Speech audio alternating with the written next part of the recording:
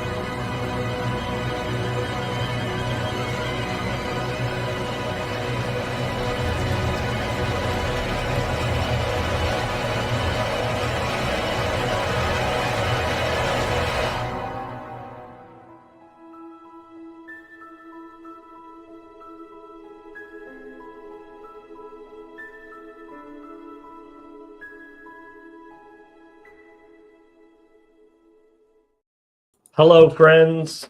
Welcome. Yawni, good day. Yoav, good day. Hello. Yawni, where are you actually? You said Europe somewhere? I'm in the continent that you can't blame for colonization. I thought that's the only one. Wait, what? It means that, because there's the joke that the whites are the colonizers, so the only way you cannot be a colonizer is when you're living in Europe. Oh, okay. Oh, yeah. No, that makes sense. You return to your homeland, the land Yes. of the ancestors before you. Totally impossible. I'm on my phone. I gave up. I'm going to reboot the whole computer. It's totally impossible to be any form of British and not a colonizer. I looked up last No, year this you thing can about if where you you get. live in Britain. You didn't wait for the You're a punchline. native. Okay, Are you? Sorry. Last year something was said, so I started to look up words, names. British, English, Scotland. There are a series of hilarious videos I could go into to tell you where every word, every component of the various like England, Ireland, Wales, Scotland, the whole shebang, where they all come from. Yeah. Not. Actually, so no one here is American. I was wondering if we would get one person who is arguing with a family. Oh, I'm member. American, of course. Yeah, you're an expat. You're. Yes, that's correct. So you're not doing Thanksgiving. I know you have a girlfriend. You guys don't do Thanksgiving or something? Not really. No. Not even And pumpkin Sandy, pie. we already did Thanksgiving. We did Thanksgiving a while ago. I see what's going on here. I can't see it. My dog is losing their mind. Yawni, I very much thank you for coming out. He knew that we would not be having the normal cast of characters, so decided to come out. I thought we were not going to have the normal cast, but I guess we have the normal cast. Now I don't know. I don't know if I'm disappointed or not. He's disappointed. He is. He's just. It's very true. Okay, can I ask, is the sunglasses for anonymity? Is that why you have the sunglasses? Because it is the middle of the night there, isn't it? Of course. Well, it's funny, but technically no, because I've had my glasses off before on stream, like the very first time when I got banned. I came on without sunglasses because I wanted to, be honest and shit like this. But at this point, oh, I'm sorry. Did I F up? I'm not offended by swearing. Okay, good. I don't know if okay. Yoav is. Yoav, are you very offended by swearing? Usual culprits. Don't go into great details of swearing that could get us all. Yeah. Yoav, you are muted. Unmute yourself. Yeah, thank you for the lead, because it's something that I want to say. I was looking for an opportunity to insert it. We had a discussion last time on blasphemy, and Chezi sent us a link, and the link says, any person who shall blaspheme his God shall bear the burden of his sin. Okay? The point is, his God. I mean, pick your God, whatever you want. It can be Karl Marx if you want, but then don't blaspheme your God. That's interesting. Thank you for bringing that up. I am not going to comment on that right now, but that is very interesting. We are going to be jumping into a text that I'm very excited to talk about. Yawni has promised me he's going to talk about drugs. I did, but I have a request, which is I don't want to read. Okay. All right. Okay, I don't want to read it in English. Okay.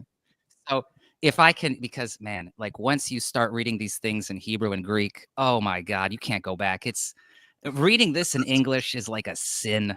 so I can't read it. You are making Federici very happy. And Make him making me read it. very sad. I'm not nearly far enough along yet. I'm trying to guess what somebody Okay, I'm who's sorry. learning Hebrew Sandy's and gonna have to get you to read then. Sandy will read the I can read in English. English, but it's second best. Okay. Okay. Okay. Actually, hang on. Can I make this bigger? I am getting into the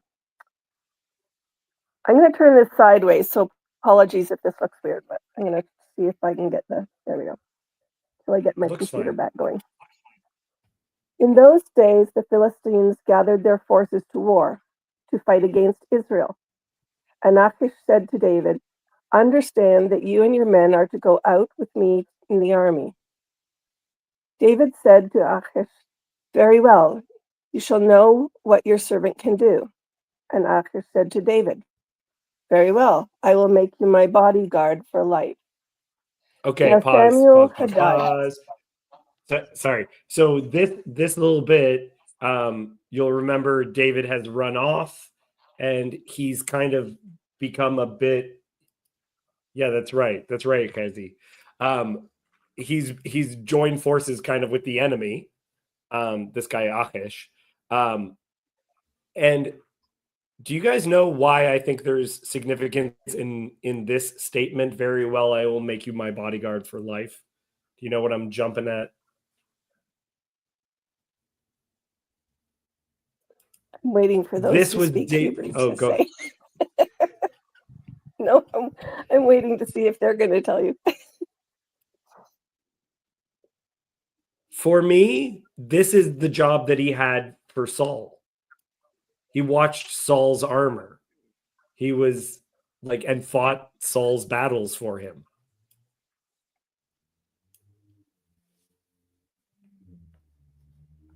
But maybe that's just me.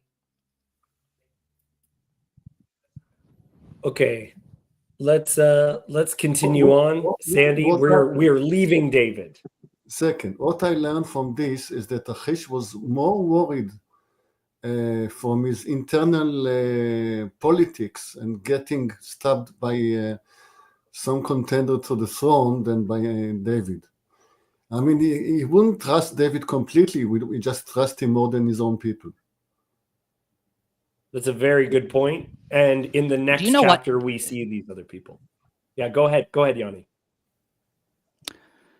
See, this is why I'm here, because this is, of course, one of the most fun chapters of the Bible. And just the way things are translated, like the rabbit hole of translation is so amazing. Because Philistines here is allophiloi. And allophiloi directly translates to heterosexuals. So the joke is that the armies of the heterosexuals are fighting against Israel. Do you know how awesome that sounds like in my head? It's so funny. I can't like it. I swear to God, I wish we could do this for like 5 hours and go through every word because it's awesome. Yoav, do you have any comment on that? Well, I don't know Greek, so I just accept it as it is.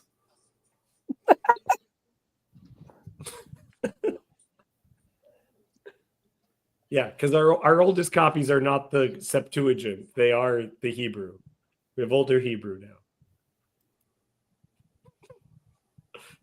Fun. They are? Okay. We are going to leave this little bodyguard scene, which Yoav is quite correct. And in the next chapter, there is a falling out between the different chieftains. So that is important. So much so that David, like they demand David doesn't participate. But we are going to go to a part that will make everyone upset, I'm sure. Dawn is already entertained. So that's good. As she makes her pumpkin pie, she's deeply entertained. Sandy, would you please continue reading for us in the vulgar language of English? Samuel had died, and all Israel had mourned for him and buried him in Ramah, his own city. And Saul had put the mediums and the necromancers out of the land. The Philistines assembled and came and encamped at Shunem. And Saul gathered all Israel, and they encamped at Gilboa. Then Saul saw the army of the Philistines.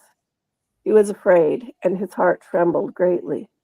And when Saul inquired of the Lord did not answer him, either by dreams or by Urim or by the prophets. Then Saul said to his servants, "Seek out for me a woman who is a medium, that I may go to her and inquire of her." And his servants said to him, "Behold, there is a medium at Endor." Okay, pause. Now we all know that Endor is a forest moon. Okay, it's not a planet; it's a forest moon. That is a Star Wars reference for those who don't know. What I I'm talking appreciated about. it. Okay, good. So you can picture the Witch of Endor as being like a little Ewok, if you want. Well, Some say she was modern. I know N is obviously a water source. So it's a village by the water source that is not called Dor. Yeah. Excellent. Excellent. Do you guys have any comment before I give any commentary whatsoever? Yeah, Oh. question. Why would you say a woman? In Hebrew, you always, if you're not sure of the sex, you always speak in the male. You wouldn't know if the medium was male or female. Why did you say a woman? I'm sorry, that's the translation. So I think because I have so many notes in front of me. So I think the point is that in the Hebrew, it says that they're going to meet the wife of Job or something like this. I can check the translation, but that's not as fun. And I have to agree here because I'm here specifically because of one word. One word made me want to come on, and that word is engastrimithos. Engastrimithos is the word for the witch or for the, I can't believe the Victorians translated that to ventriloquist. Engastrimithos is translated to ventriloquist. That's yes, yeah. I can give a reason why, though. Oh, I can give an anti-reason why. I know. What do you think engastrimithos is? I was speaking to my girlfriend about this earlier today, and I'm like, what do you think engastrimithos means? Put those words together. It's a spirit, like a channeler of spirits. No, I would say... David, I want you to use your brain. David, use your brain. What is... I would say cutter of... Engastri. What is mythos? And what would it mean to engastri the mythos? I would say to cut it. Okay, so I'll go a little bit further. So we were walking around, and there are Christmas, Christmas ornaments and Christmas decorations are being put up. And one of the Christmas decorations that was being put up were giant mushrooms. The mushrooms that have that red and white, that typical. I forgot the name of it, but. And I pointed that to her, and I said, "Hey, look, it's engastrimithos." Because what are you doing? You are engastri. You're eating a myth, and you're hallucinating.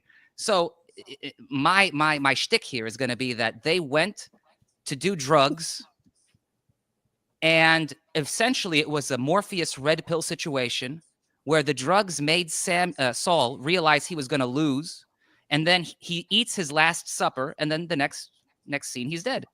And that's what it is. That's my opinion, of course. It's very blasphemous. Yeah. I will talk about this a little bit more in a second. But Yoav, I think you had some thoughts before we go into that topic. No, I had no idea.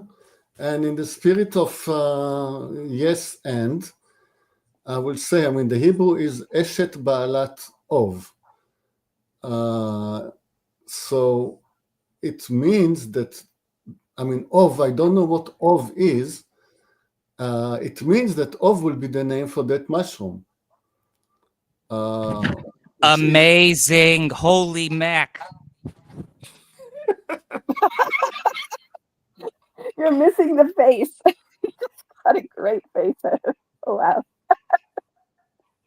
Okay, so I do want to talk about this for a little bit,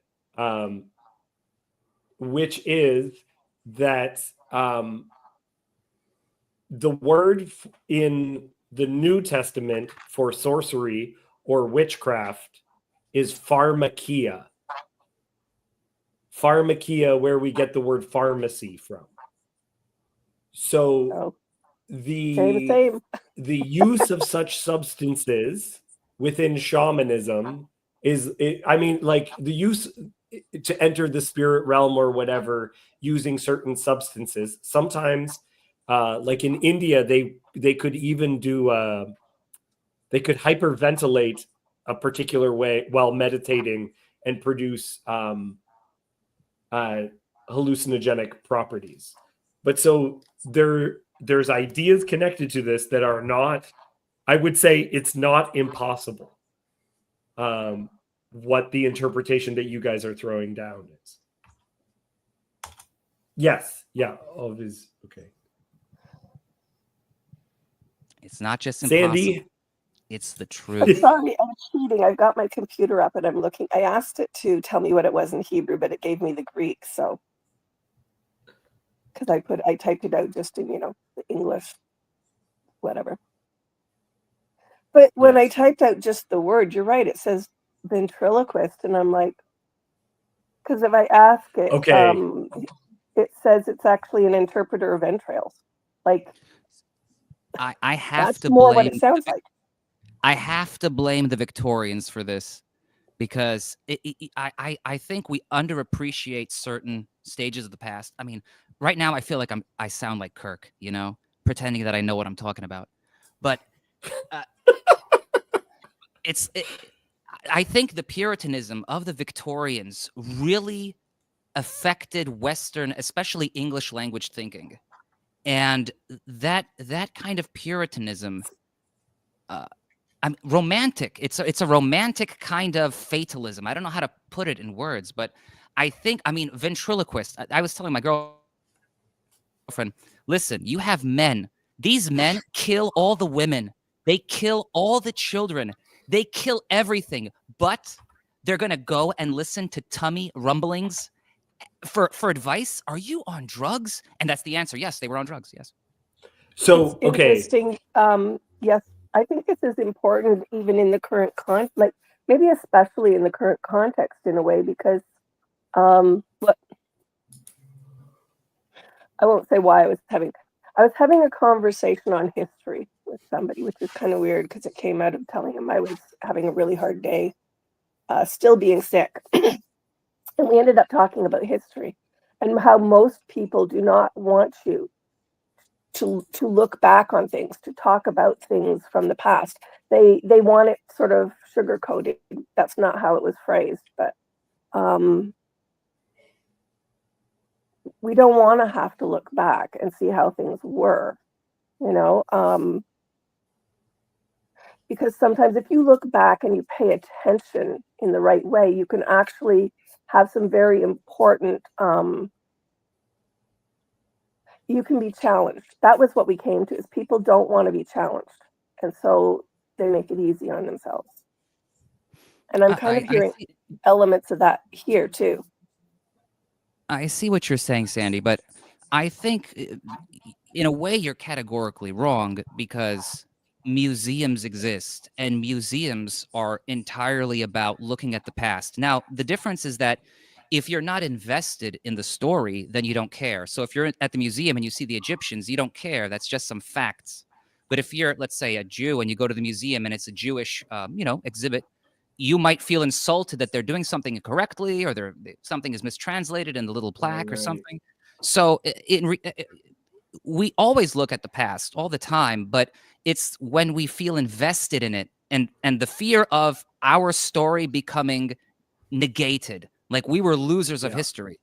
And I think that's the fear. So if you get over that fear, then, So that's what I'm pointing at, because I was telling him that my dad was Scottish.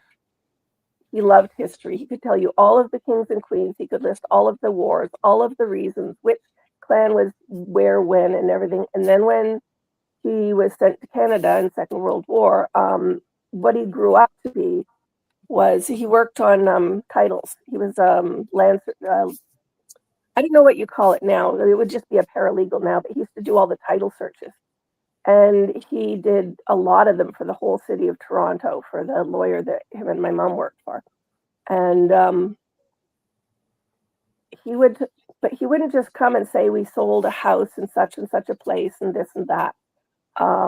He would say, so I looked at, and for the last 100 years or so, this is the history of the people in the place. Yeah. And the person I was talking with Nico, actually. Nico loves history, and what we got on it about was because we were talking about the economy and the differences between Canada and the US and things, and just that sort of, if you watch the change, the cultural, the sociological, the economic, all of those changes, there are things that we will see about ourselves and our own choices. And we're trying to avoid that. So yeah, I may be wrong, but also I can really relate to the context and how you framed it, Jan. Okay, I want to jump back to ventriloquism for a second because I think this needs to be understood. Okay, Yoav, you have something else? I'm forcefully trying to agree with you on God. So Chezi and Jacob, bear with me. First of all, if it is a ventriloquist, it doesn't make sense that a woman will do this job in conjuring Shmuel, the old man, Shmuel the prophet. How can a woman do it? I mean, if he was going to a male ventriloquist, yes, but he was definitely seeking a woman. And then on the word of, I know what we think it means. But then we have in the book of Job, כאובות חדשים מבקע. What is the meaning of in Job? What can break up like a new of? It could be a mushroom. Interesting. Okay. So I want to get it. Okay, let me get into ventriloquism for a minute because we will get to something occurring, and I would love to hear the debate as to whether or not the text thinks it's really happening or if it is happening in the minds of people. So the reason why ventriloquism gets brought into this is everyone thinks of ventriloquism with a puppet, but ventriloquism actually has a history with necromancy. Because what people would do in the ancient world in order, like you, if you find paintings of this, they see a ghost of Samuel, and Saul falls down and Saul can see Samuel talking. But in a lot of necromancy, the person would say they see, and then they would throw their voice to be the voice of that spirit, right? So people have heard about this with ventriloquists, right? Your lips aren't moving, but there is a voice, and people who are very good at ventriloquism could throw their voice to make it sound like the voice was coming from over here, or in many situations coming down from lower in the person, as though the spirit was in the guts of the person. So this occurred in seances, which begin in the Victorian era, but really pick up after World War I, where some of these tricks that we would know by magicians and ventriloquists were actually done by spiritualists to try to make it seem that the dead were communicating. Hey, David. Yeah. What year did the war on drugs start? Are you talking about like the 1960s? Like that kind of war on drugs? Yes, but there's also, the famous Opium Wars. And Right. I think we forget Does it how have to much... do with the newspaper publications? Yeah. I'm sorry? Does it have to do with the publication of newspapers that year? As the war on drugs? Does it have to do with the profession of publishing newspapers? So if this is about the hemp and cannabis being used for plants, I mean that's a great point. But I was more on the point of that drugs were only made illegal in modern parlance and in this modern way we think about it very recently. So for all of the slight tangent. This is a nitpick I have regarding almost every single person who speaks about the past. Everyone seems to think that everyone was literate. Everyone was illiterate. Right, and they're not. No one could speak except the priests and the princes and the kings. I mean, so read. You mean read, not speak. Yeah. I'm sorry. Yes, read. So and write. Yeah. So the point is that I sometimes think when you see, I'll call them regular theologians, and they speak of the Bible and whatever, they speak as if everyone was able to read and write, and that's not true. So right. In that same sense, the idea that everyone in the past was sober is crazy. It's crazy because even today, that's not true. So if today is not true and there's a war on drugs and you can go out in certain places of the world, you can go outside and see all the druggies on the street. I refuse to believe this kind of innocence existed in the past where they didn't do drugs, while at the same time they're killing everyone. I mean, I'm sorry. It's like, listen, this is how I think about it. You have persons that will gut you and they will throw your intestines on the floor to make a prediction about the future. But in this case, it's pacifist. They're just listening to tummy rumblings. They're just listening to gurgles of your empty stomach. I refuse to believe that. This is I believe that I am being tremendously generous. Well, and again, if we're just looking at the words themselves, it's not difficult to make a connection to see that the word pharmakia is related to pharmacy. It's not difficult at all, right?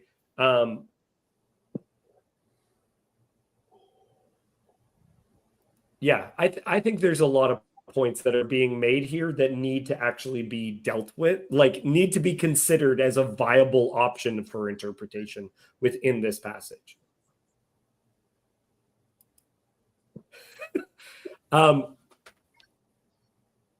Yeah, well, I'm gonna email you about having another conversation specifically about your opinions on trolling, because I'd love to hear your opinions on it. But let's stick to the text. Yes, we're gonna be getting there. Even use of alcohol for shamanic purposes. I think people don't realize, because they also put alcohol in a different category than other drugs. Like drugs and alcohol, even that term is acting like people could not get into weird things through alcoholism.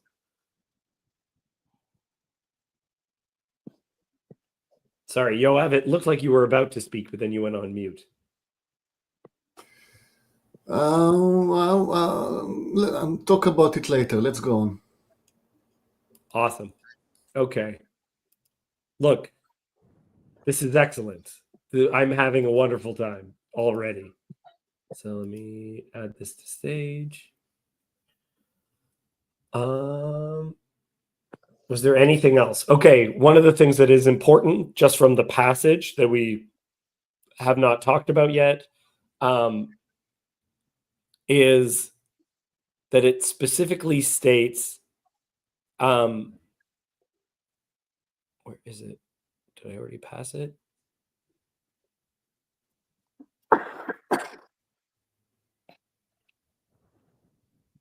Okay, this is the line that I wanted.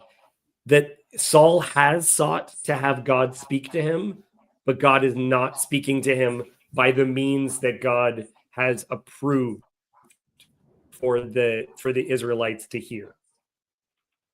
So he inquires of Hashem. Hashem did not answer him either by dreams or by Urim or by prophets.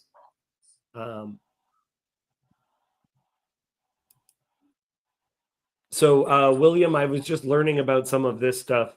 Is that, yeah, we're kind of talking about a kosher version of a seance, God not speaking. So we're going to have to go beyond the realms. Many people, if they are alcoholic, when they quit, if they go into a state of sobriety, will experience delusions. That's kind of, anyway, what I was partially getting at with hallucinogenic properties of alcohol. Oh, let me just so jump forward 1 second, just because you said this and it Yeah. appears later. Later, it says that, if I'm not mistaken, that Saul was a little bit off his mind because he was hungry. And because he didn't eat for the day, he didn't eat all day, so he was kind of off his mind a little bit. And I'm like, come on. I mean, no, you're not going to be off your mind if you haven't eaten for a day. That is such a weak excuse. Like, we're talking about the Bible. This is supposed to be the word of God. And you're telling me that he didn't eat for a day and his mind was a little bit confused after engastri mythos appears multiple and engastri mython. Right. So you don't just have engastri mythos, you have other versions of this word, which, I mean, this is why I joke that it's like, oh, he took a pill. The engastri mython is a pill. And he took the red pill and he realized he was going to lose. And I think it's more poetic, but it's a little bit more. Right. Well, and also in a lot of traditions, you fast before imbibing the mushroom or ayahuasca or whatever. There will be a fasting process to try to create like a purity of what the experience is. Right?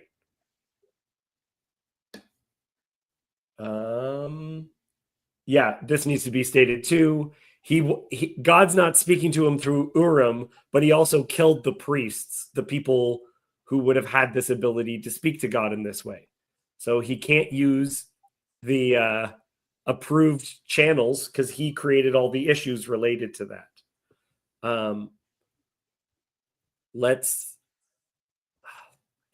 jump into the real bit then, shall we? Sandy, will you read for us again? So Saul disguised himself and put on other garments and went, he and 2 men with him. And they came to the woman by night. And he said, divine for me by a spirit, bring up for me whomever I shall name to you. The woman said to him, surely you know what Saul has done, how he has cut off the mediums and necromancers from the land. Why then are you laying a trap for my life, to bring about my death? But Saul swore to her by the Lord, as the Lord lives, no punishment shall come upon you for this thing. Then the woman said, whom shall I bring up for you? He said, bring up Samuel for me. Okay, pause. Okay, so excellent already. He comes in disguise, so he's pretending not to be himself. He is asking for him to be to call up Samuel. So I know a guy that knows this information. So you get him, you call him up for me. But she is worried because Saul is the one who cut off all the mediums.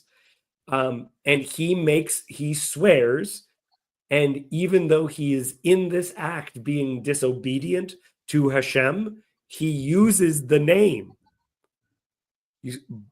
But Saul swore to her by Hashem, as Hashem lives, no punishment shall come upon you for this thing.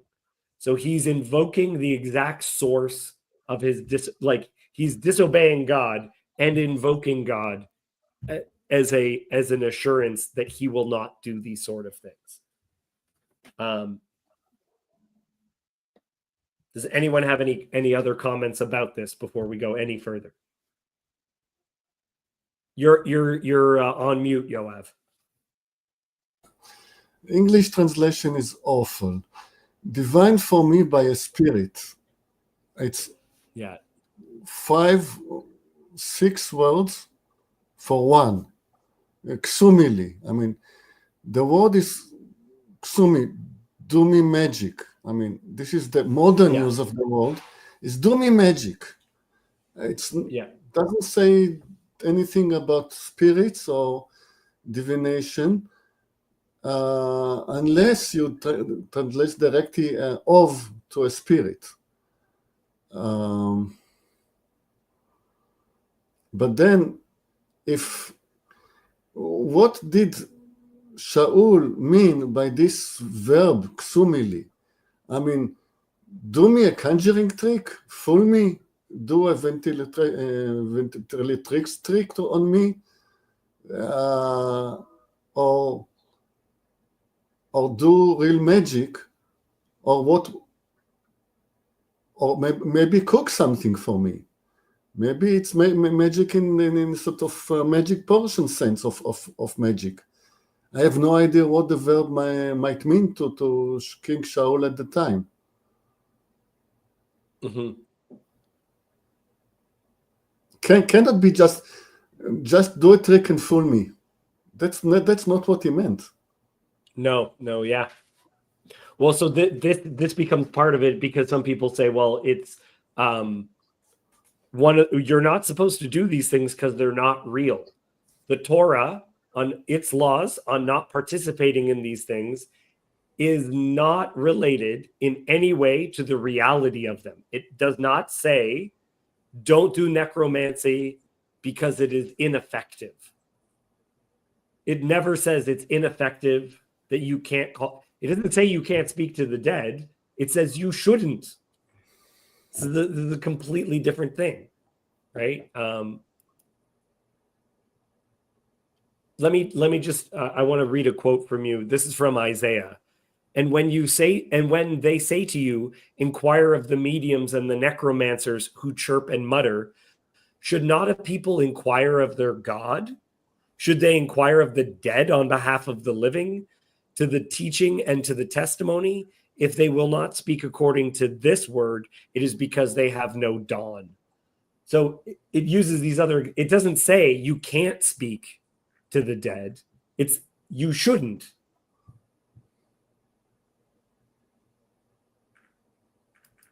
Yeah, I'm agreeing with this right here. I know I have friends who partook in mushrooms and practice what is called chaos magic. I love the word chaos magic. That term, it's amazing, because that's what I consider Google Translate. So if I believe that the CIA really invented Alphabet, I mean, Alphabet and Google is a CIA project, and they have a translation app now that uses AI to provide translations. It's so much fun to just stick the text in the translations into the translation right website, and see what comes out, and how you change. If you change the spaces, if you add quotations, the translation will be different, because this is AI. And so it's taking all of the words that you input and giving you an output. So you're not getting a word for word translation, you're getting this context translation. So I like to just put in the Hebrew text, because at least with Greek, I can kind of understand it, because so much of English is Greek and so much of Latin is Greek. And so there's an intuition there, and so gastronomy. I mean, gastronomy is the touristic word that they use for, the tourism of eating food. Yeah, so, gastrointestinal system. Yeah. I'm just gonna read the Hebrew for, what is this, line 8, I believe. Yeah. So I'm gonna read this in English, just given by this translation by Google Translate, but it won't be the same. Like if you translate it, it'll be different. So anyway, Saul arose and put on other clothes and went, and he and 2 men with him. I'm sorry, let me repeat this. Okay. And Saul arose and put on other clothes and went, he and 2 men with him, and came to the woman by night and said, quote, a certain enchanter will come to me, and I will bring thee up to the house of Eliab.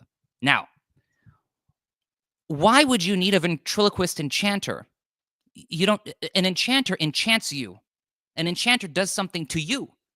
Why would you need an enchanter just to talk? Now, the question is this. This is just one of the translations that Google Translate will provide for the Hebrew. So this is Hebrew right now. This is, I think, well, let me see what it is. This is the BHS. No, but I mean, it's a fun exercise, but this translation is completely rubbish. Nice. Yeah. Well, one of the things that I wanted to kind of introduce as well is in traditional ayahuasca use, the ayahuasca was not used by the person asking the question. It was the shaman would do the drugs for you. They would give you the answer, but they are the ones that partook, not the person visiting. Does that make sense? It makes sense, but that's like, I don't know, that's like going to a place where things happen and then you don't do those things. And I'm not saying that's not possible. Of course, you can go to the club and you can stand at the corner and watch everyone dance and buy drinks and all this stuff. You could just stand at the corner. That's true. But there's some, I don't know. There's a level of ignorance required to accept the face value presentation of the translation. So, yeah. Okay, I have another comment.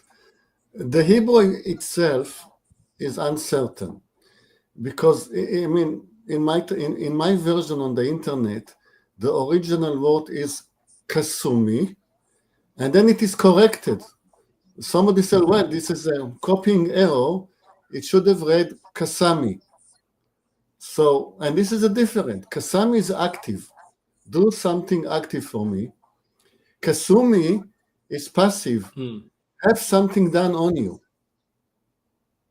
So the original is a passive act that she needs to be done on her for him.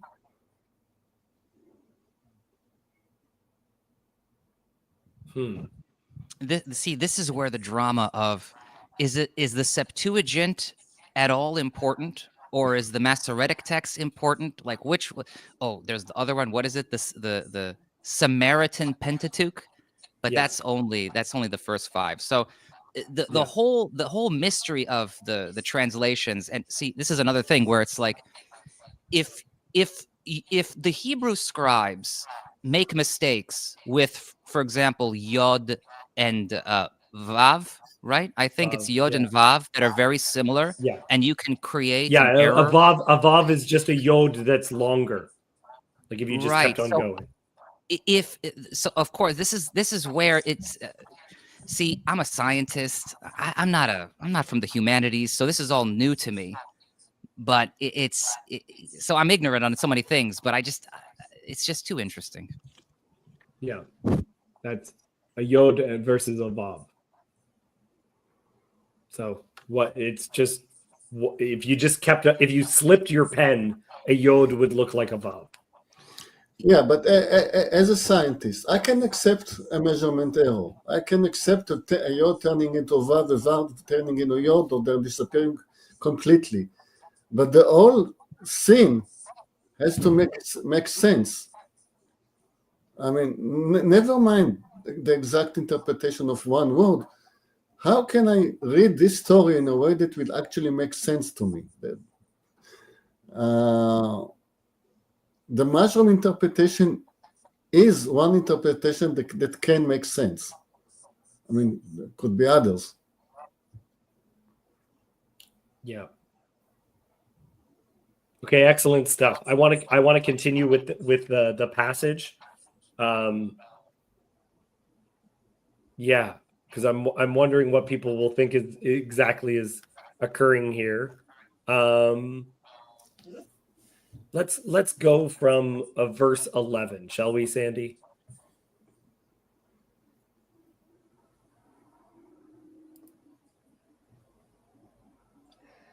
Then the woman said, "Whom shall I bring up for you?" He said, "Bring up Samuel for me." When the woman saw Samuel, she cried out with a loud voice. And the woman said to Saul, "Why have you deceived me? You are Saul." The king said to her, "Do not be afraid. What do you see?" And the woman said to Saul, "I see a god coming up out of the earth." And he said to her, "What is his appearance?" And she said, "An old man is coming up, and he is wrapped in a robe." Saul knew that was Samuel, and he bowed his face to the ground and paid homage. Okay, pause. Okay, go ahead. I know people have thoughts on this. Then Samuel said to Saul, No. What I mean is, what do people think of this chunk we just read? Okay, at this stage, Shaul doesn't see him. He will see him later. So That's you have right. two stages. So we are at the first stage when she can see it and he doesn't see it. And nothing makes sense because, okay, she recognized the prophet. And then she deduces that the man that came to her was King Shaul. How did she deduce that? I mean, the prophet was famous. Everyone of Israel could have come to her to ask some kind of advice, prayer, guidance from the dead prophet. Needn't have been the king. How did she know that he was the king? Mm-hmm. And then why did she use the word God when she identified him as the prophet? If she saw a God, how come she knew it was the prophet? I mean, you have to clarify this to me. It's all jumping. Yeah. This is Yoav. This is wonderful. Do you have an opinion that you want to share about it, or you want this to be what we talk about right now?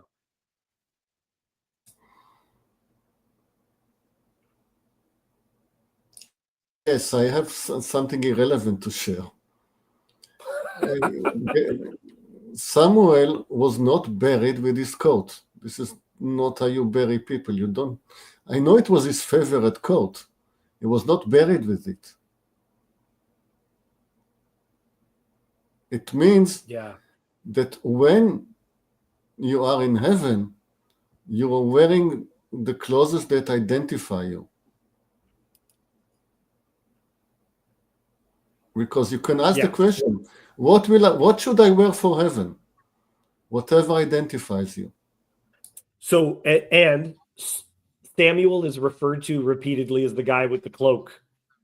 Remember, at the beginning of Samuel, it says that his mother, Hannah, would every single year make a little cloak for him. When the kingdom is ripped from Saul, it is symbolized by Saul ripping the corner of Samuel's cloak. So this ripping of the cloak and the significance of the cloak related to him comes up over and over again. I want to make a comment about. Yeah, go ahead. See, this is the thing, because when you're in the sciences, you are surrounded with Latin and Greek terms. So it's if I read this text in Greek, I can almost understand it. And so I'm going to read the translation of the Greek for this line. Okay. And we're going to think about it. So it says here, and he says to her, "What do you know?" And she said to him, "A man standing up, coming up out of the earth, and he is two-faced, and he is a double-faced man." Now, if I were to just give this to you, I mean, you might say this is wrong, this is an incorrect translation, but I can see in the Greek there's a word diploidia, diploid, and a diploid is a term used in biology for having two sets of chromosomes. So dip means two, di means two. So diploidia means two of something. And so the translation is saying he is two-faced and he is a double-faced man. But that does not appear in the English. And I see this is what makes it so interesting. And I'm curious if Yoav knows. Does it say two-faced and double-faced in the Hebrew or no? See, so interesting. Yeah, so part of what happens in the Septuagint, I think, in a couple of places, is they sometimes remove ambiguity by making things clear. So there's three interpretations that I've really come across as to what this thing is. Hezi has made a reference to one of them. The woman sounds surprised, right? When Samuel comes up, she acts as though this has never worked before. Okay, so some people have said, okay, three options, right? Related to ventriloquism, that what she's actually a swindler. and she is surprised because the trick has actually worked. It's that scene in the movie Ghost, right? Whoopi Goldberg is a spiritualist, but she doesn't believe in it. But then she actually sees the ghost, and she is terrified when she actually has that that experience. So it's the person who I do the tricks, I play the games, I give the drugs. I don't believe it myself, but now she's terrified. That's one possible interpretation. Interpretation number 2 is it's a demon. And the third one is that it is legitimately happening and that people can do these things. So, I'm just going to add a fourth option. Yeah. I watched I watched a video on YouTube, very short. And it was a joke, one of those joke prank videos where a wife and her husband are sitting on the couch, and the wife freaks out on the couch, and the joke is to see what the husband does, to see if there's like a mimicry. So like if the person mimes the actions of the other. And in this particular video, yeah, the woman does this little freak out, and the man jumps off the couch and does his own freak out for no reason. So, and they talk about mirror neurons and all this empathy stuff and whatever. But the point is, again, we have this idea that Saul goes there to like watch a show. He's going there to observe a performance. He's going to go to the theater where there's a cast of one, this witch of Endor, who's going to perform for him. And I think that this is, I can't say it's wrong because I wasn't there, but it seems naive. It seems naive that you're going to sneak off. You're going to sneak off into the dark, into a place where you shouldn't go because you've killed every single person who does that thing. Logically, of course. I mean, and so then you're going to go watch a personal show where this person is going to tell you, I mean, so I have to assume there was participation. I have to assume that this is a little bit more than just, it's almost like, when you break bread, it's insulting to not share it. When a person shows up, you offer them a drink. And so there's something off here that it's like, oh, Saul sneaks off to go watch a theater performance so he can predict the future. I mean, it's naive. So I don't know. I mean, maybe. Well, so this is the thing though, and this does take place among people who partake of this stuff, is you'll oftentimes have someone who has a quote unquote gift. And then once the ritual is fully done, then the person interacts with the medium as though they're speaking to the person, the spirit directly. But so there's hands that you could hold and everything else, but it's the hands of the medium, not the individual that you're calling up. Yeah, the Talmud sees her as a swindler. Hold on a second. I want to defend the Witch of Endor against the young Levite. Okay, yeah. Because the point is that Saul got what he wanted. Saul got the truth. Yeah. That's the point. He wasn't lied to. He got red-pilled, and he had his last supper to the point where they killed the cow. And So you have to think about the context of this. You're not just going to kill a cow. I mean, so when Hezi says that the Talmud sees her as a swindler, that's fine, except for the fact that she delivered. So that she can only be a swindler before or after, but she can't be a swindler after necessarily because you already seen that she can deliver, so she's not lying. So she can only be swindling before before Saul. But then, so there I can accept it. It's like she was so surprised that her magic worked, but the point is that the magic worked. Now, if you can say that, I think there's a possibility that maybe she was a swindler before, but I do take this as a legit thing that has occurred, and that, like, I know people who have participated in this stuff. And like when I was talking before about chaos magic, my friend did not find it ineffective. It did things. It changed things. And I watched within his own life things that I thought were beyond. It was a little bit more than just the planets aligning for half a second. certain things happened that I couldn't explain outside of a supernatural explanation. Right?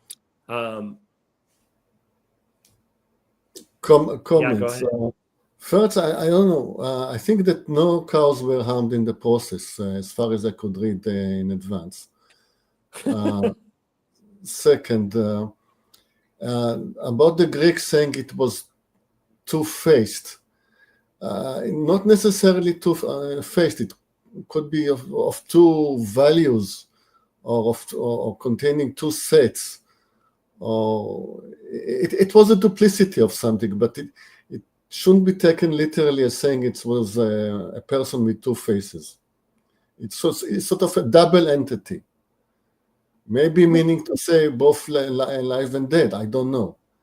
But I think what they was trying to do, the translator to Greek, was trying to struggle with the word Elohim.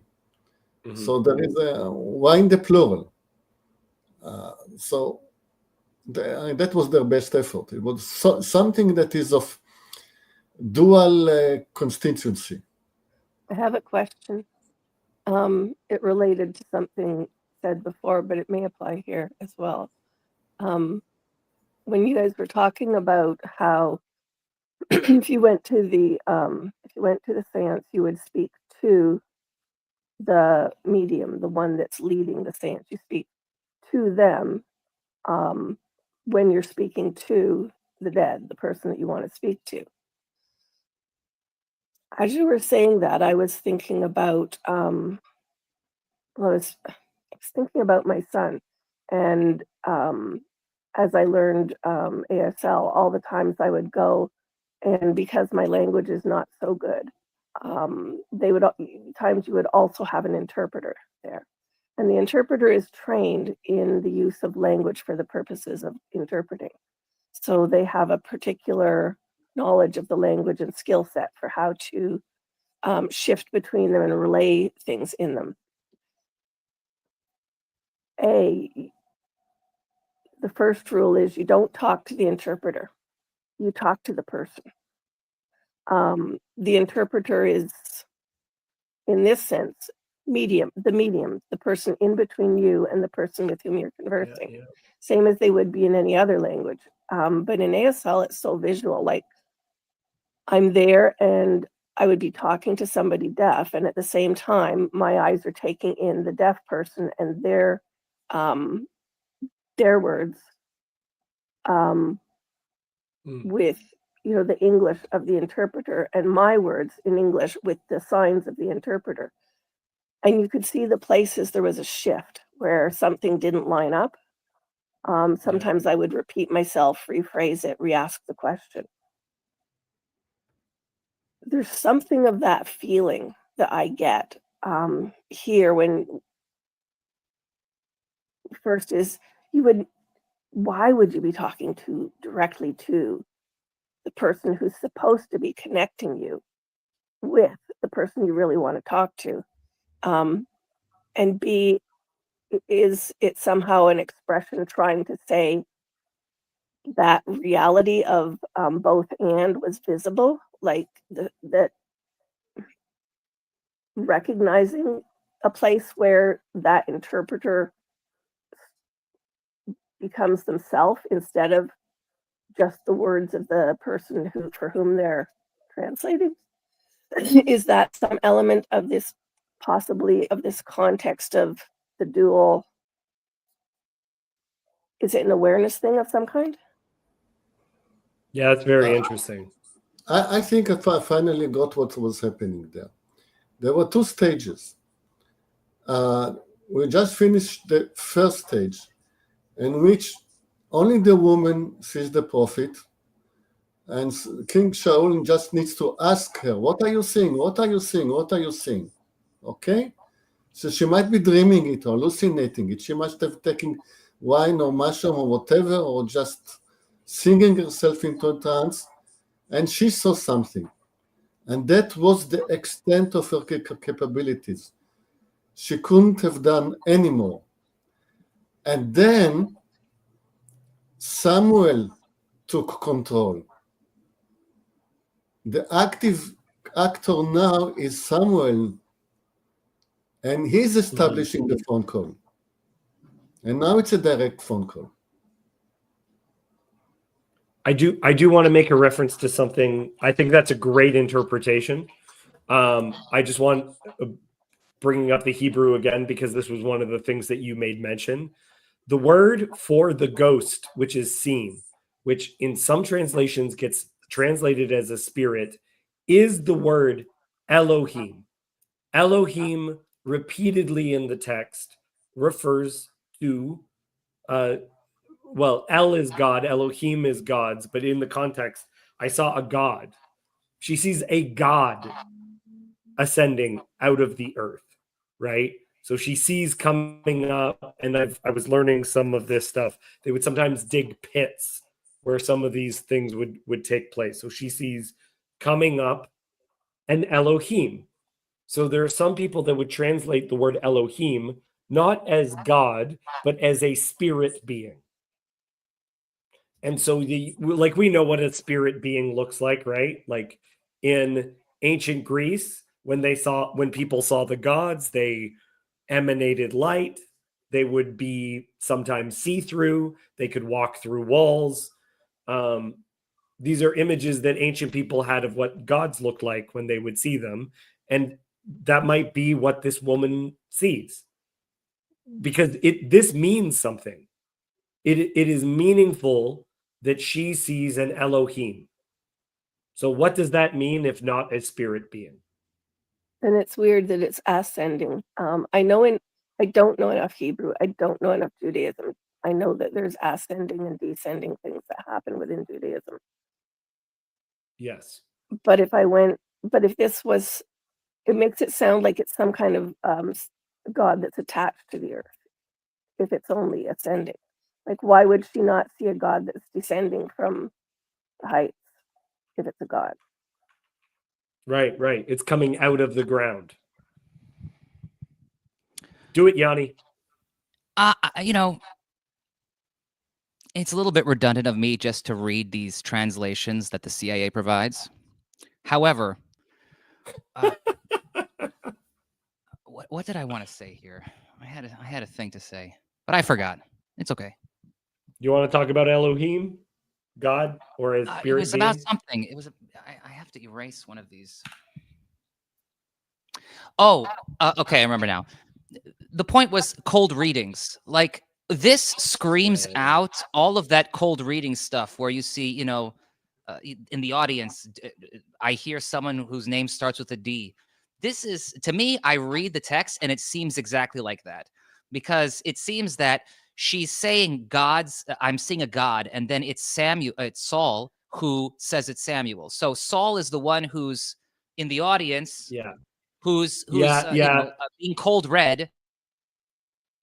And that is from the once shyster camp. just, the people who think it's a shyster mentioned that. She never says it's Samuel. Oh. Okay. Yeah, so I can agree with that. That makes sense in the sense that when Saul, if I'm thinking narratively, when Saul says, I want to see Samuel, this is kind of like a trigger, because her normal clients wouldn't want to see Samuel. Her normal clients would, who cares? I don't know. Their daughter was hurt, their son or something, uncle. So you're never going to ask to see Samuel. So it's almost like in this cold reading, once Saul says, I want to see Samuel, it's like, oh, you must be, I must have seen your face on a coin. You're the king. So I can empathize with that a little bit, but yeah, that's my contribution here. That's good. That's a good contribution. I want to rest you. I want you to leave this conversation comfortably. The prophet was not coming out of hell. I don't think that woman had the concept of heaven and hell. No, she would have the concept of the ground. She was living in a farming community.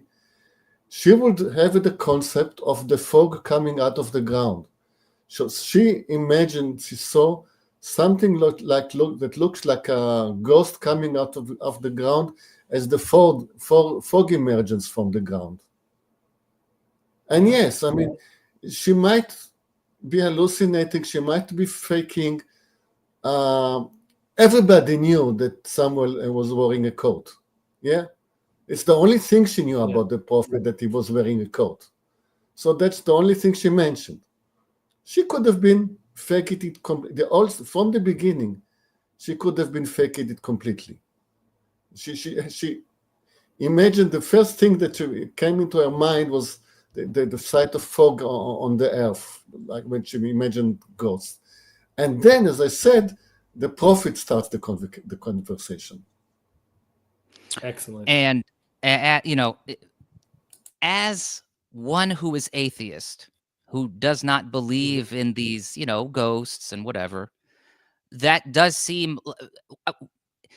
You have a guy who's about to lose everything, and he is desperate beyond belief. These are the final days of a desperate man, and so I can forgive the insanities that appear because his time is coming to an end. So, you know, I'm just obviously I don't think that the ghost appeared. So what appeared? It was his desperation to try to figure out what's going on. I really like that, Yawni, because where this is going, and I think we should continue with the text right after Yoab says whatever it is he wants to say. But the ghost does not reassure him. The ghost doesn't show up and say, it's going to be all right. You're going to be fine. The ghost shows up and says, you're damned. Like, it's all downhill from here. Red pill. Okay, so the king was made for 10 years now. So he has been completely, I mean, unstable for a while. I would not trust his testimony anyway, even if he wasn't dead. The woman, last person I will trust her testimony. What of the other two men? Do we have two witnesses to this or not? That is the question. Yeah, this is a great question because the text itself doesn't tell us it is definitely this or definitely that. The text leaves it open, and where we're going now, which is where I want to jump to, it even then Samuel said to Saul. It doesn't say a demon or the woman impersonating Samuel. It says Samuel said to Saul. So that's where we are. Sandy, can you read for us? I can't stay for too much longer. So I want to get through this chapter, but this has been wonderful already. So go ahead. Then Samuel said to Saul, "Why have you disturbed me by bringing me up?" Saul said, "I am in great distress." That's already so good that he says, "Why are you bothering me?" Love it. Continue. Sorry. That's okay.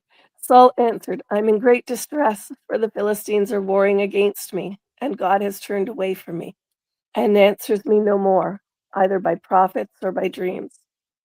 Therefore I have summoned you to tell me, what shall I do?" And Samuel said, "Why then do you ask me, since the Lord has turned from you and become your enemy?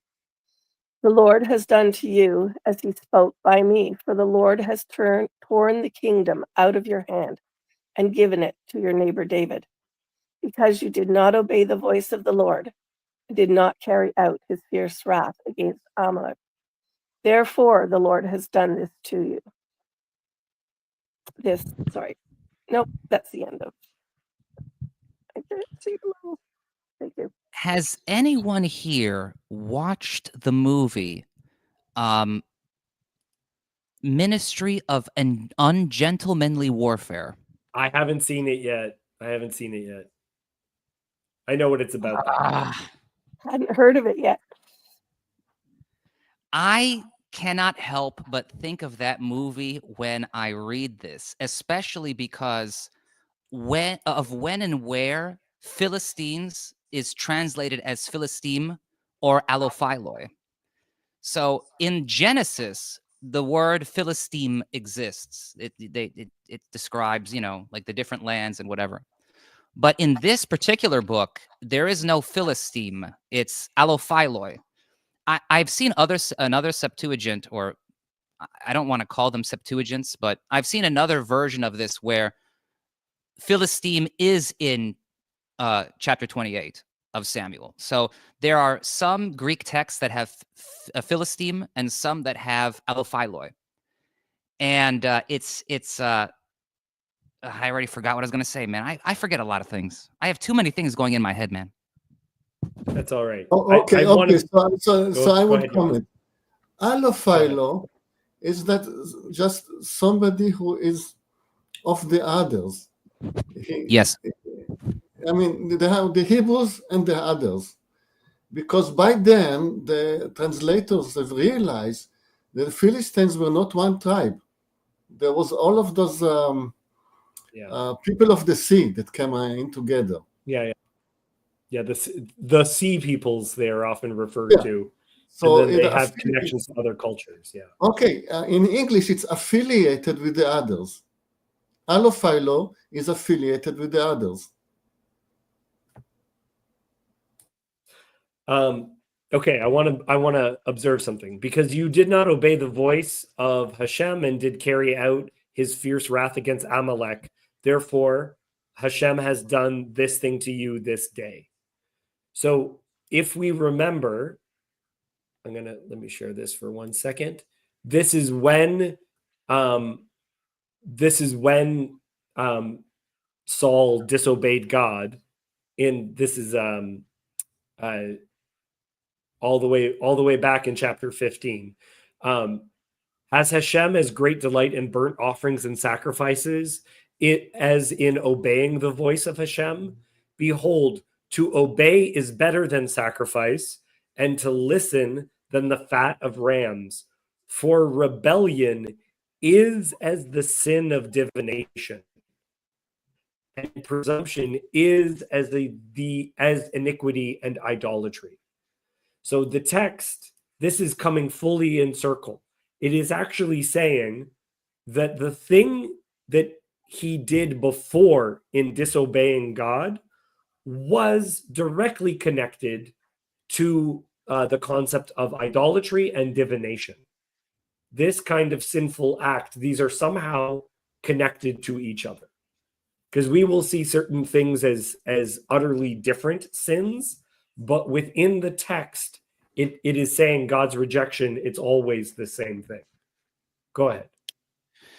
It's, just as an observer, it's interesting to think about in modern, if you think about, why is divination a sin? Divination would be a sin because you can see your end.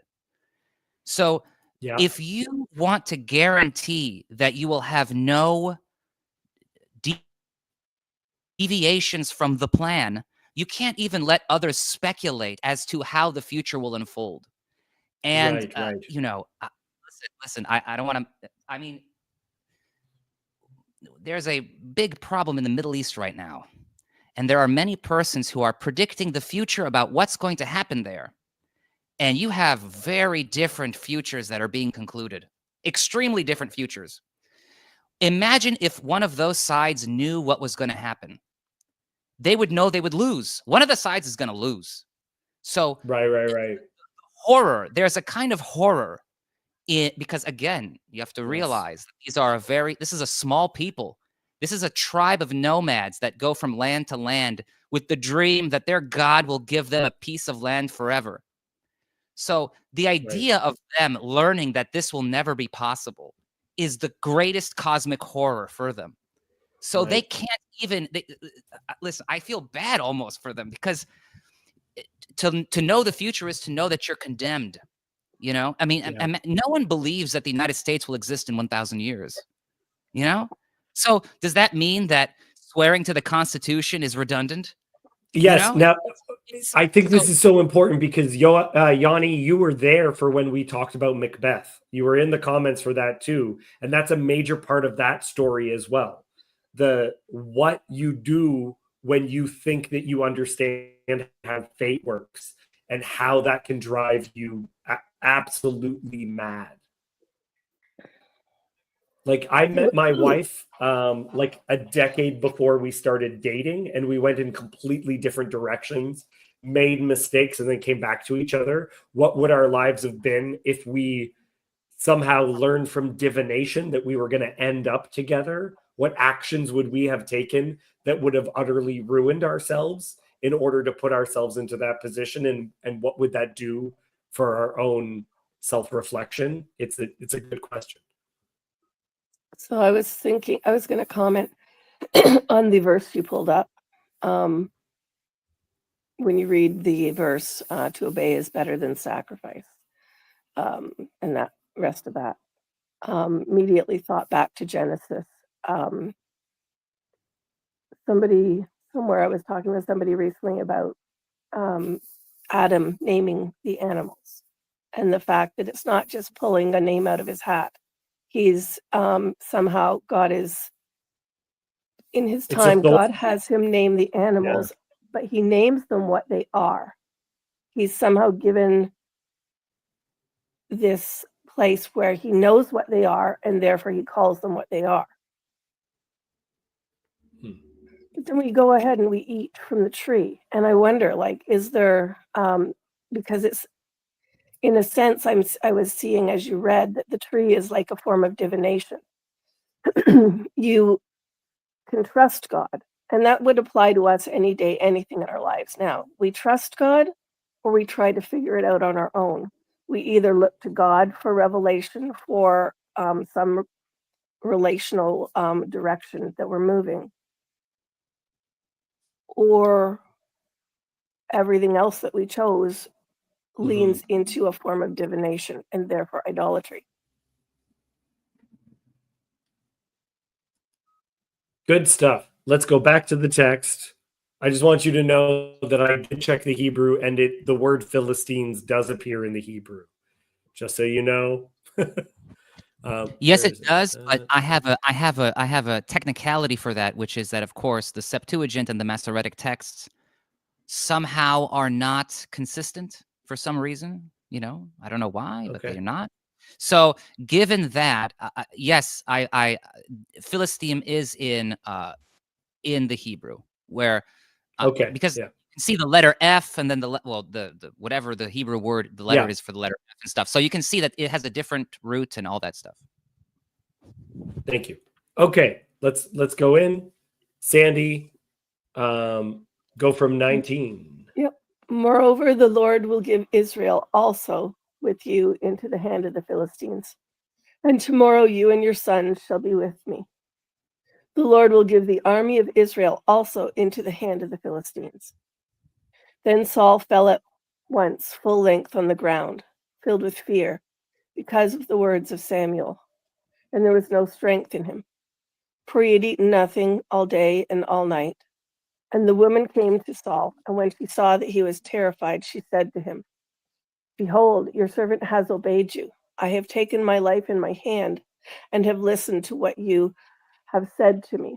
Now, therefore, you also obey your servant. Let me set a morsel of bread before you and eat, that you may have strength when you go on your way. He refused and said, I will not eat. But his servants together with the woman urged him, and he listened to their words. So he arose from the earth and sat on the bed. Now the woman had a fattened calf in the house, and she quickly killed it. And she took flour and kneaded it and baked unleavened bread of it. And she put it before Saul and his servants, and they ate. Then they arose and went away that night. Okay. So this aspect also fascinating. So I was mistaken. I was mistaken. So she did kill the calf. I just didn't say it happening in time. I mean, if she was just doing a quick matzot, that will take maybe 20 minutes most.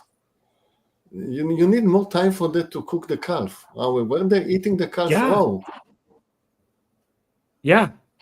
This is one of the things that, like, the amount of time people always forget. Like, people, like, when Abraham cuts a bunch of animals in half, they think of that as easy. Do you have any idea how difficult? Like, there's references to dude. You have to wait for the blood to leave. Yeah, because of course eating blood is a sin. So you can't even, you have to wait for the draining. I mean, that's why, like, again, we can either ignore certain parts of the text, which would be right. Then we're throwing away the text, or we believe the text, in which case it's more than what it appears. You know? Yes. Yeah, I saw it away on first reading because it just didn't make sense to my eyes, so my eyes skipped it. But once I read it carefully, yes, I mean, they must have been eating it raw. And this is when you said he wasn't hungry. Right, Just one quick thing before David continues. It's just that a lot of these everything with the drugs generally is done in a medical context. So if you read this passage from a medical context, it's like a nurse who's just, you know, their patient has gone through a trip, a psychedelic trip, and now they're wasted and they need sustenance again. So this is almost like, it sounds like a nurse or I don't want to say a mother, because usually mothers don't let their kids do drugs, but it's like a helper and someone who knows, you know, it's like that, you know, telling the stubborn child to do something. So I view this as almost like a kind of medical thing where, well, I wouldn't go medical. So let me know your thoughts on this, because meat was so expensive in the ancient world, right? That she slaughters an animal just for this guy, and the making food and all this stuff. Wait, not just this guy. This guy is the king. So he's not just a guy, he's the king. Yes. But we have examples of ritualistic meals, right? And we have, even if you learn the stories of people when they take ayahuasca, the purging is very, very common. A friend of mine did a ton of mushrooms and he remembers vomiting for what felt like hours to him. That this can be part of the experience, and that there, within ritualistic scenarios, there is the eating, which is symbolic of being at peace with the other person, right? Where Abraham prepares the meat and the food for the angels. There's bits of that all in that. Yeah, I tend to think of it not as very medicalized, because again, the word pharmakia, it would involve drugs without a doubt, but it wasn't just drugs. It also had ritualistic elements to it. So I see this possibly as a ritualistic meal that someone would partake of.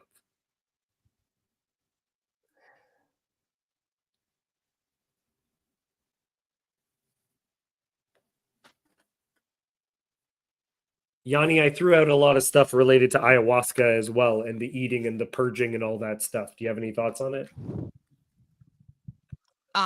Contrary to what it may seem, I actually don't really, I'm not that kind of a drug person. Yeah, so even though it's funny to pretend that, like, oh, I'm all, you know, actually no. So I've never done ayahuasca. I've never done any of those things. I've never, so I also don't want to, you know, I think it's unnecessary to put the heaviest drugs in certain contexts. So, you know, DMT is one of the most profound drugs. And I don't think DMT is being used here. But there are, the similarities are too similar. So, yeah, I mean, yeah. Yeah, that's a good point.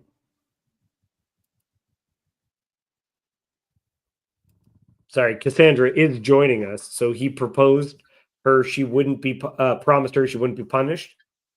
Is the middle part of that deal. There is a notion in Jewish culture where to break bread with, to eat with, there's a certain level of peace which is required. Actually, this continues in areas of the Middle East. Like, my friend is Jordanian, and there are situations where coffee would be poured at the beginning of an agreement, like making a covenant, and the coffee would not be drunk until everyone was satisfied. So the food's on the table, but I don't eat unless I'm at peace with you. One of those circumstances was actually a marriage that she witnessed. The groom's family go to get the bride, and they pour coffee, and we will not drink the coffee until we've all been satisfied. Like until we get the wife, and the wife is going to come this direction. Yoav, do you have any comments on this ending of the eating and whatnot? Well, just when I thought I solved most of the mysteries in the chapter, I got to the final one that really kills me. Okay, I'll have to think about it more. Wonderful, wonderful. I like that it happens at night also, that it's dark and stormy night territory. It's pretty cool. Sandy, your last thoughts? No, I'm good.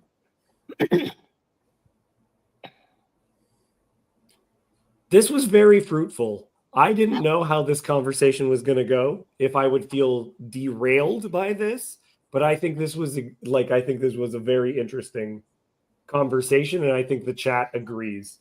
Like we got more people and they stuck around for longer. So good stuff.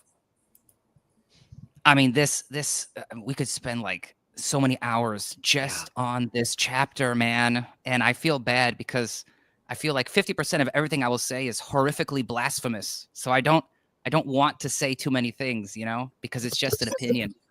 But there's so much. There's so much. And if we were to parse every Greek word with every, and not just that, you do then the changes over time. But the problem is that once you go into this rabbit hole, you're going to start doubting everything. And if the objective is to not proselytize or anti-proselytize, then you kind of get stuck, because to go deeper is to see some terrible things. Well, and I hate the easy explanations of this passage. This passage is messy and confusing, and I don't want a safe explanation for this chapter. Samuel, I think, because Samuel is in the Septuagint is kings, and this is one of those books in the of the Hebrews. This is one of those books that has very diverse translations, or at least the texts that exist today have a lot of diversity versus other texts that are very similar. So, like Genesis is pretty basic, but this particular book. Kings, all the kings, there's so much diversity that this is why the schisms appear. Of course, this is why the schisms appear, and this is why you have so many different groups. So then there's the problem, which is what Sandy was talking about in the beginning, which is the fear of the museum, which is what happens if you start to realize that your particular sect is the wrong sect. It's too much for right, because for one person, this artifact from Egypt is a statue. Isn't this interesting? For another group of people, this is a demon being immortalized, and you're maintaining a graven image. Like, what are these things, right? How do you understand? How do we look back on this? How do we see this passage? Is this passage dangerous because this will get kids into Ouija boards, right? Like, what is this?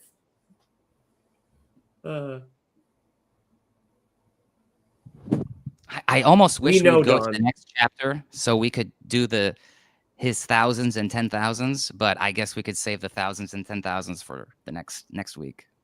I would love it if you joined us next week, because we will be back there. And in the next chapter, I think it's in the next chapter,